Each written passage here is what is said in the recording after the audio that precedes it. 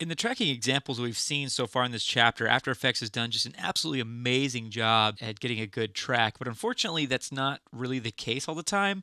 Bless After Effects' little heart. And so After Effects also includes an application called Mocha, which is a program developed just for tracking.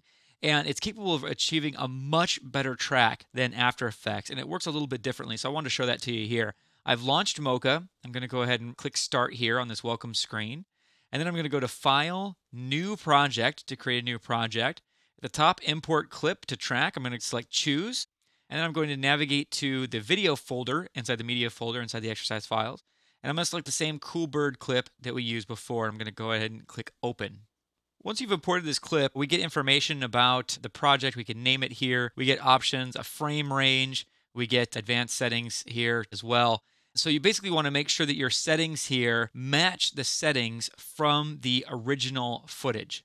Now it's saying here that my pixel aspect ratio is custom. It's a 0.56. If I go back to After Effects, I could see that the footage actually uses a 1.0, in other words, a square pixel aspect ratio.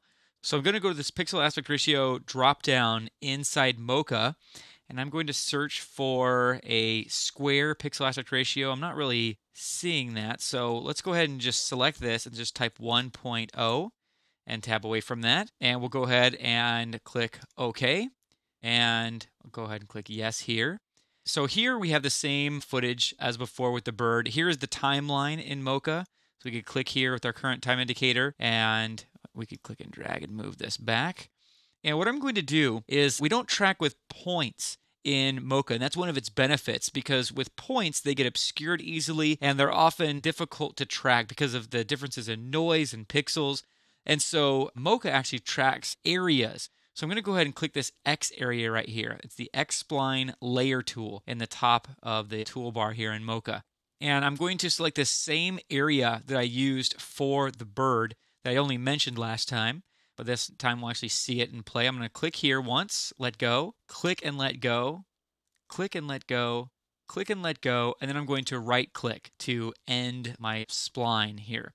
And we could also click and drag and move these points around if we want to change things, but that's pretty much good as it is now to get a good track. And so to start tracking, we go over here to the right area underneath the timeline, and I'm going to click this button here, which is Track Forwards, very similar to the button found in After Effects. So I'm going to click that, and we notice that without even setting up like a distinct point or a search region or a feature region, we just click that spline, and Mocha is off and running. Another thing that After Effects cannot track, at least not very well, is differences in depth as far as like objects moving towards you, and Mocha can track that. Give this another few seconds here, and we'll go ahead and wait till this is done.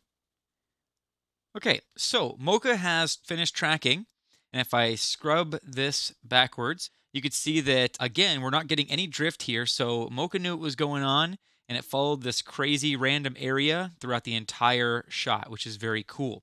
Now, one of the things that's a little bit different than what we've seen so far is that we have these 4 points, and Mocha is referred to as a planar tracker as opposed to After Effects' point tracker, which tracks a single point. We're tracking an area here in Mocha. So this is great for like removing computer screens and that type of thing that have an area like this.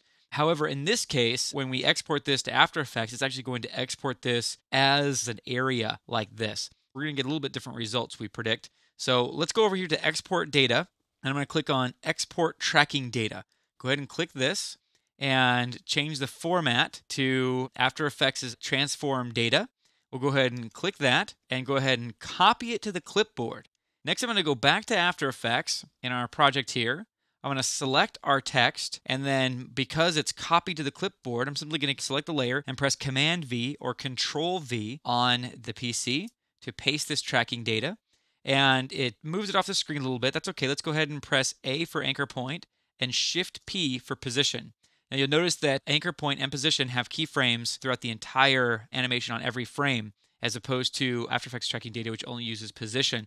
So what I'm going to do is I'm just going to go ahead and click on anchor point, making sure that we're on a frame with the keyframe. And I'm going to adjust the Z value and actually the X and Y too. So I'm going to adjust the X, drag this down, and Y.